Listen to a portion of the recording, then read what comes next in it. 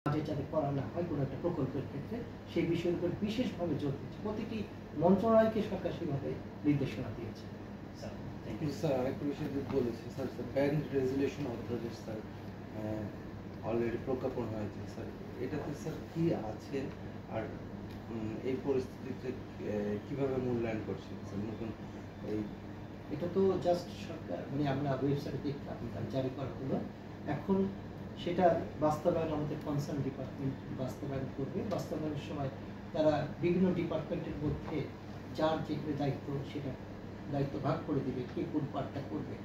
এবং ব্যাংকিং সেক্টরে যে আমরা কিছু কিছু গভর্নর প্রায় বলতেন 2টি বেশি স্থায়ী ব্যাংক থাকবে না, 10টি ব্যাংক থাকবে না, এই যে বিভিন্ন সময় বিকৃতভাবে বিভিন্ন বক্তব্য উঠে আসছে, এগুলোর এখন একটা কনস্ট্রাকটিভ ওয়েতে এটা রেজলিউশন আপনারা দেখতে পাবেন, বিচ্ছিন্নভাবে না হয় কোন পথে আগাবে এবং কোন পথে আগালে মানে এটা বেশি এটা তো জনবান্ধব হতে হবে। এবং 2 নম্বর জিনিস হলো টোটালি জনগণের সাথে সম্পৃক্ততা আছে এই ব্যাংকিং সেক্টরে।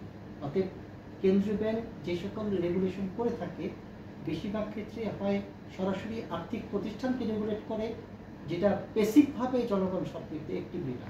কিন্তু এই ব্যাংক রেজুলেশন অ্যাক্টের মাধ্যমে যে কর্ম সম্পাদন হবে সেটা কিন্তু জনগণকে সরাসরি ইম্প্যাক্ট ফেলবে। অর্থাৎ এই ইম্প্যাক্ট যত কম নেতিবাচক হয় সেটা মাথায় রেখেই বাংলাদেশ ব্যাংক বাস্তবায়ন শুরু করে দেয়। স্যার এখানে আরেকটা প্রশ্ন, আমি স্যার ব্যাংকারদের সাথে কথা বলেছি, তারা বলেছে যে তাদের সাথে মানে আলাপ না করে স্যার এরকম একটা সিদ্ধান্ত, এটা কিভাবে? এটা তো মানে অর্ডিন্যান্স আকারে এটা তো এই কারণে স্টেক হোল্ডারদের জন্য দেওয়া হলো, তাদের কাছ থেকে ফিডব্যাক পেলে প্রয়োজনীয় সংশোধনী করা হবে। কিন্তু এই মুহূর্তে হলো বাস্তবায়নের সময় ব্যাংকগুলির সাথে কনসালটেশন হবে যে এইটা এইভাবে আপনার ব্যাংকটা এইভাবে আমরা মার্জারে যেতে চাচ্ছি, এটা একুইজিশন করতে চাচ্ছি, এই ব্যাংকটা রাষ্ট্রীয়করণ করা হবে, তখন স্টেক হোল্ডার কনসার্ন স্টেক হোল্ডারদের সাথে এইভাবে বিস্তারিত আলোচনা। এখানে একটা বিষয় আমাদের অনেকেই বলছে যে সাময়িক সময়ের জন্য সরকার একটা ব্যাংকের অধিকারে নিয়ে নিতে পারতে পারে। এটা নিয়ে এক ধরনের কিন্তু আতঙ্ক বলতে পারেন যে ব্যাংক খাতে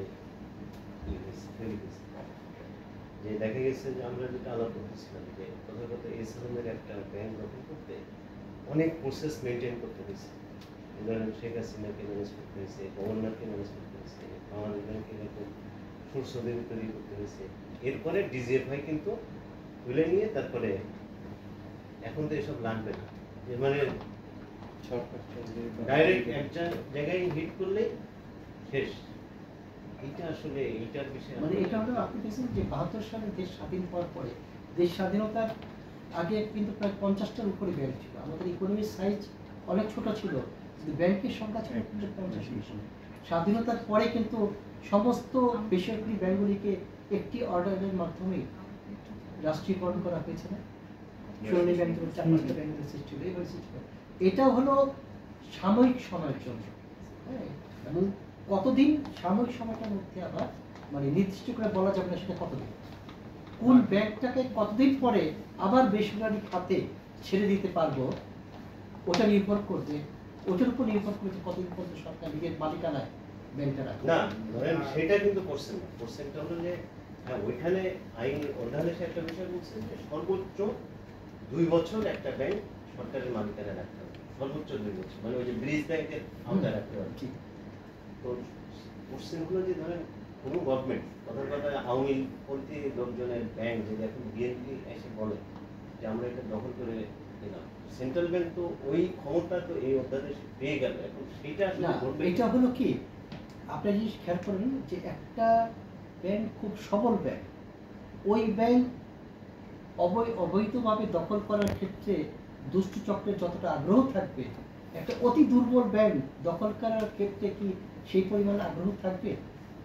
আমি ব্যাংকের নাম উল্লেখ করছি না, ক্লিয়ারলি কিন্তু ওই অর্ডিন্যান্সে কিন্তু নাই যে এই ক্রাইটেরিয়ার কারণে আমি রনির কথার উত্তরেই বলছি যে মানুষের আগ্রহের কিন্তু ভাটা ওই খাতে থাকবে না। স্যার এখানে তো উল্লেখ আছে হচ্ছে সরকার যদি চায় যে কোনো ব্যাংকে যে কোনো সময় নিতে পারবে। নিতে পারবে। কেন্দ্রীয় ওটা তো দুর্বল সাময়িক তো সময়ের এটা জন্য। না, না, সেটা না, এখানে এটা কিন্তু আমি- উল্লেখ কিন্তু নাই, দুর্বল সবল কোনোটাই উল্লেখ না নাই। না দুর্বলের বিষয় আছে শোনেন আমাদের এখানে একটা ভুল বোঝার বিষয় যেন না হয় এটা দুর্বল আছে কারণ কি যে 36 যেটা 36 অধ্যাদেশের 36 ধারায় যেটা বলছে এটা তো দেখবেন 35 এর 1 4 আর 5 এর কথা বলছে আমরা আলটিমেট পিসি এর না, এই যে অর্ডিন্যান্স যেটা হলো, এই অর্ডিন্যান্সটা করাই তো হচ্ছে দুর্বল ব্যাংক। না, না, দুর্বল ঠিক আছে।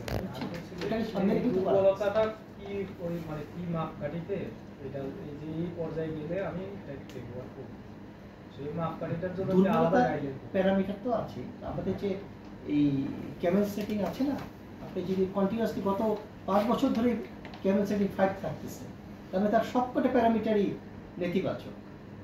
হ্যাঁ, এবং ওই ব্যাংক না আমরা survive কি করতে পারছে না। এখানে বক্তব্যে আপনার বক্তব্যটা দিতে পারি যে এটা মিসইউজ হবে না এটা আপনারা একটা জিনিস খেয়াল করে দেখেন, স্যার এটা একটু যদি আপনি বলতেন। আমি একটু এটাই বলি। বলে আপনি সেটা আমি আসবো। দুর্বল ব্যাংক যখন রাষ্ট্র অ্যাকোয়ার করে নিবে না, নিজস্ব মালিকানা নিয়ে আসবে, তার মানে রাষ্ট্র কি করলো? নিজের ঝুঁকি বৃদ্ধি করলো এবং দায় বেশি সৃষ্টি করলো না। সরকার জেনে শুনে মানে অতি প্রয়োজনীয় পরিস্থিতি সৃষ্টি না হওয়া পর্যন্ত কেন নিজের কাঁধে এরকম একটি বোঝা নিতে চায়? এবং কখনোই এই ব্যাংক, এই আইন সবল ব্যাংক যারা স্বাধীনভাবে মানে বেসরকারি উদ্যোক্তাদের মাধ্যমে স্বাধীনভাবে পরিচালিত হচ্ছে, তাদের ক্ষেত্রে কখনোই এই আইনের অপপ্রয়োগ হবে না। সরকার কখনো এই আইন দ্বারা একটি এস্টাবলিশড মালিকানা তাদেরকে উৎখাত করে আরেকটি ভেস্টেড গ্রুপের হাতে মালিকানা তুলে দিবে, এই অসৎ উদ্দেশ্যে এই আইন প্রণীত হয়নি। ধন্যবাদ।